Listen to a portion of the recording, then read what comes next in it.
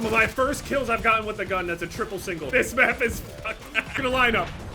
That could have been a quad! He literally ducked under the quad! He still died though. Now that map is ridiculous. Everyone is gonna hit a quad on that if they just play that map enough.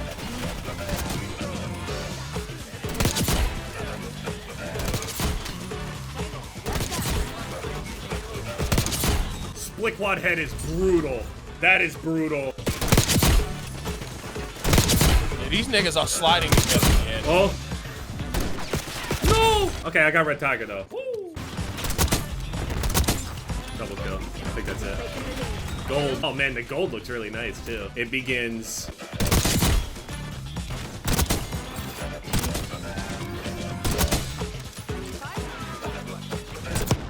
Oh, this game is up. I deserve that no scope. I spawned in with a golden MP5. I'm still spawning in with it. I don't have a golden MP5 class. Wait, shotgun? What the hell? My SVD class is a shotgun class now. What the fuck?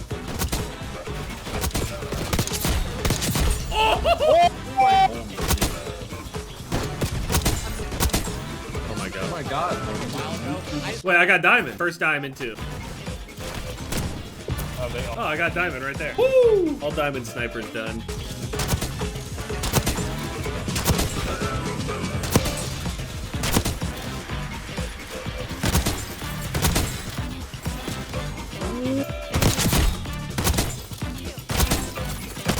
Oh my fucking god. Oh, there's gold.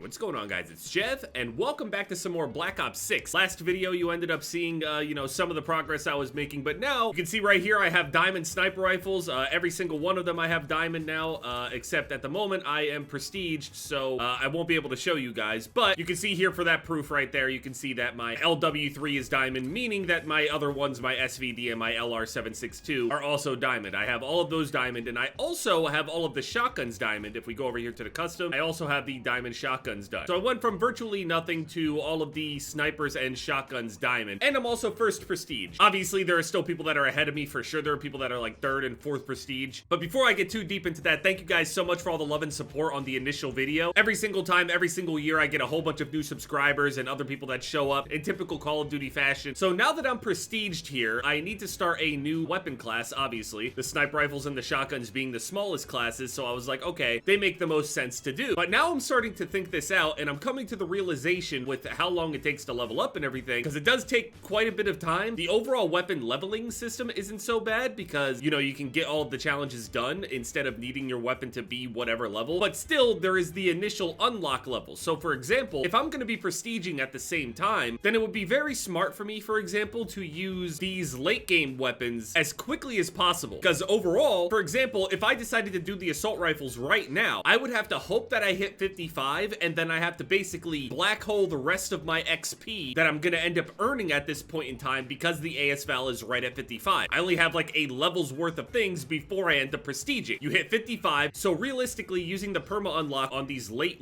weapons is probably the play. Issue is that I don't know if I'm going to be prestiging quickly enough to be able to do these late game weapons. As you can see on the right as well, since I prestiged, I do have a permanent unlock available. So I can permanently unlock the ASVAL right here, that's level 55. I'm pretty sure that is the highest weapon that I could possibly get. If I go over here into the barracks, go to progression, go to permanent unlocks. So let's take a look at all the latest late game weapons. Let's say like level 45 and up. We have the ASVAL, which is obviously the highest one. We have the GPMG, which is 52, so that should probably be there, along with the baseball bat. So there's two weapons right here that need to be done, unlocked at level 52. So this is frustrating because technically I would need to be in like third prestige in order to even permanently unlock all of these three. LR7 LR762 is done. Probably will use it on the compact as well. But the compact is also a part of one of the largest weapon classes, so maybe I could hit 49 by the time it does unlock. I don't know. I don't even know if it's really gonna work out that way. If I on queue every single time prestige, as soon as I hit 55 and I don't waste any XP whatsoever, I don't know how it's gonna work out for me. 46, the Goblin, DM10, I don't think I would use a permanent unlock on something at level 43. So that's 1, 2, 3, 4, 5 prestiges in order to get enough permanent unlock tokens.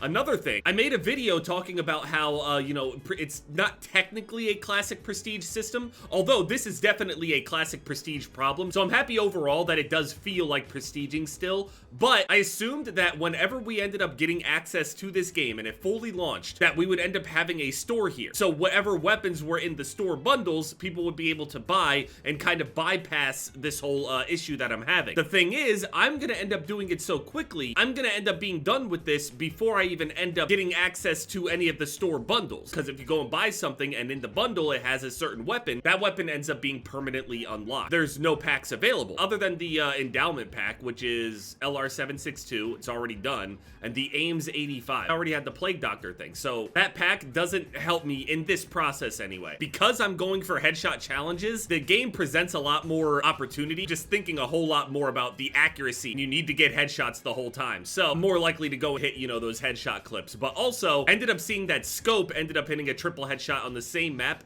same location. Oh no, my PC's freezing. Not again. Kill order. I'm not playing kill order, man. Yo, Treyarch, I don't even know if you guys are in studio on the weekend. Remove kill order from the mosh pit. No one likes it. It ends too quickly. I have a whole recording of it. The game lasted 1 minute and 40 seconds with kill order. Please take kill order out of this. Specifically the face-off mosh pit, because face-off has the smallest maps in the game. They know this. What the fuck? Connection to Blizzard game server lost. Okay. I've also just been hard fishing for stakeout, but I'm not gonna do stakeout kill order unless I want the game to finish within 2 minutes. There's also a UFC event tonight. Ilya Topuria versus Max Holloway. There we go. Stakeout domination. Beautiful. Get my picks out of the way for that. I've had some people comment and be like, dude, where are your UFC picks? Again, I'm not encouraging gambling. I'm just saying, you know, who I think will win. And I'm correct probably less than half the time. The top 3 biggest fights on the whole card: Magomed Ankalaev versus Alexander Rakic. Ankalaev is the guy that a lot of people are saying will likely beat Alex Pereira. Alex is one of the biggest stars in the UFC at the moment. A lot of people seeing him as like nearly unstoppable, other than, you know, the classic Adesanya finish and all that shit.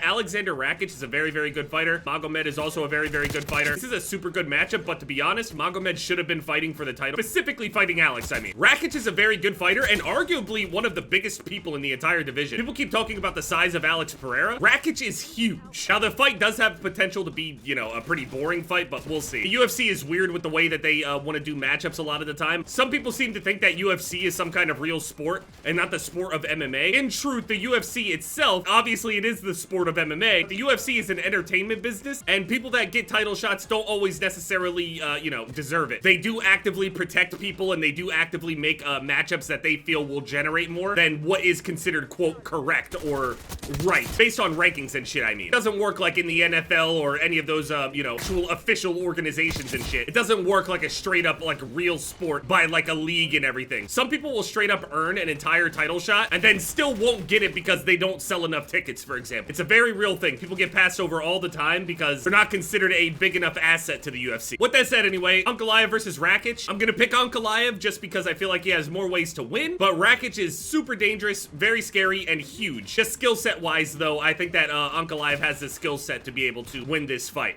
Now, the issue is, I don't know if it's going to be a good fight. And Dana White has already made it clear that if the fight isn't good or entertaining, then he's not going to give Ankalaev a title shot. He's telling Ankalaev to earn it, even though he has already earned it, in my opinion. But I got Ank. I feel like he deserves a title shot, period. I ain't going to be mad if Rakic wins, though, you know what I mean? I think Rakic has a real opportunity as well to beat Alex. Do I think either of them will realistically beat Alex? I think that they can. It's just Alex seems like the fucking boogeyman right now, so. And the only person that's been able to stop him from being that boogeyman was Adesanya, and they're not even in the same division anymore. So next fight is Robert Whittaker against Khamzat Chimaev. I'm gonna go with Whittaker. I feel like he can win 2 of the 3 rounds at the very least. Now the first round, he might get taken down. I don't see a world where he gets taken down and then submitted immediately. If that happens, I'm gonna be, what a terrible day. I love Robert Whittaker. I think that Chimaev is super, super dangerous. But again, Chimaev doesn't fight that often. He tends to get sick a lot. Seems that his immune system just gets absolutely slammed by a whole bunch of different shit. His immune system does not keep up with his actual, you know, work ethic and shit. There are videos and pictures of this guy training to the point, while sick, of spitting up blood and crazy shit, coughing up blood. So the guy clearly has the drive to do it, but, you know, his immune system just gets in his way a lot. Similar to how a lot of people have a lot of injuries and other things like that, except, you know, this is even more unfortunate in my opinion. I know a lot of people with like autoimmune diseases and weakened immune systems and stuff, and it's a very, very challenging way to live. I got Robert Whittaker overall just based on, you know, being active. His skill set is very good. I think that his takedown defense will be good enough to prevent any obvious shots by Chimaev. I think that Chimaev will be able to get him down. However, I don't see him being able to straight up submit Robert immediately. And if he doesn't get the finish in the first round, he does tend to get more tired. So, and the rest of the fight is Robert Whittaker's. Not gonna play Gala. I don't think Gala is a good map. Every single time I play it, it's too open. It's way too open, and everything is wall bangable. It's super annoying, especially with the amount of people using this blue reconnaissance specialist. This thing is crazy powerful in hardcore. I use it myself. It's very, very good. And on a map like Gala where you can wall bang everything, you can't move. It's so bad. So I got Ankalaev, I got Robert Whittaker, and then the main event, Ilia Topuria versus Max Blessed Holloway. I love Max Holloway. I think he's one of the most entertaining fighters out there. One of the greatest 145ers of all time, and it is a little overshadowed by 3 whole losses to Volkanovski. But again, Volk is the only person that he's losing to. Max is 32 years old, literally at his prime. Now, given damage-wise, he might be quite a bit older than 32 years old, though. Ilia Topuria as well, he's young. Very, very dangerous skill set, but I will say this, cardio-wise, though, I don't think he'll be able to keep up with Max in the later rounds. Now, a lot of people are doing MMA math here, where they're like, oh, well, Max Holloway lost to Volkanovski 3 times, and Ilia Topuria ended up knocking out Volk within 2 rounds. So therefore, Ilia Topuria is like 10 times the fighter that Volk is, so therefore he should be able to go and beat Max even easier. Styles make fights. People make decisions based off of that, and sometimes MMA math, it does work, but it's not consistent. It's not a foregone conclusion. Obviously, people know Max Holloway's style. Great on the feet. Some people say that he's like the best boxer in the UFC. I don't think anyone is head and shoulders the best boxer in the UFC. Boxing is just, you know, one element of the whole thing, and on top of that, Max, his kicks are very, very underrated. But Ilia Topuria has very, very good boxing as well. The thing is, this matchup overall, I think is... Here we go. This is gonna kick me out. I've seen this before. This loads you into a game when it's like, no, I'm gonna back out. I'm not gonna let it do that to me. There's this one bug that happens where it's called like fast file or something. Kicks you out of the game. It's really weird. Sometimes you can queue and it'll do it. Sometimes you'll get into a game and it'll do it. I'm not doing kill order, man. There's a lot of kill order matches because people just leave. Please remove kill order from face off mosh pit. Ilia, I think that Ilia has the power to actually crack Max's chin. And also another thing is that even though Max is one of the best boxers, he's one of the people that have absorbed, pretty sure that he is the #1 person of absorbed strikes. So even though we're talking about, you know, his boxing being the best, the defense overall in terms of like how much damage that he takes, he does still get hit a lot. And getting hit a lot by somebody like Ilia Topuria, it will not bode well. I can see a situation where he absolutely hurts Max. Now, do I think that he'll put him out cold with 1 shot like he did to Volk? It seems unlikely, but again, I got a bad feeling, man. I got a feeling in the pit of my stomach. I don't want Max Holloway to lose, but I got a bad feeling that Ilia Topuria is gonna win this fight. Just looking at it and everything, I don't know. This guy has everything at his disposal. If he's gonna lose in any way, it's gonna be in the old-fashioned Max Holloway style, where it's just an absurd amount of output. Max is very good at reading people's energy levels,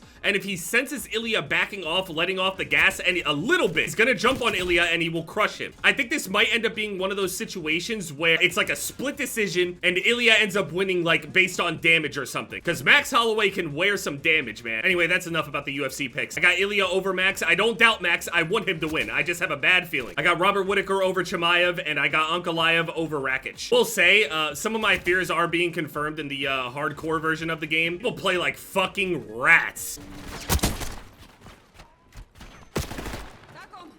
What the fuck do you think you want? Nah, I'm killing this pussy. Broly just shot me. He got pissed off. suck my dick. See, it's one thing if he started meleeing to get people out of his way. It's the fact that he started meleeing at me, missed. But yeah, I'm hearing really good things about the game. I've seen a lot of zombie stuff as well. It seems really, really good. I'm very, very excited to play zombies. Hopefully I can figure this whole thing out while prestiging. If not, if I feel a little bit too overwhelmed, I might just, you know, stay at a certain prestige, hang on to any double XP stuff that I have, and go from there. I don't know. Thank you guys so much for all the love and support, and yeah, it's been Jeff, guys. Later.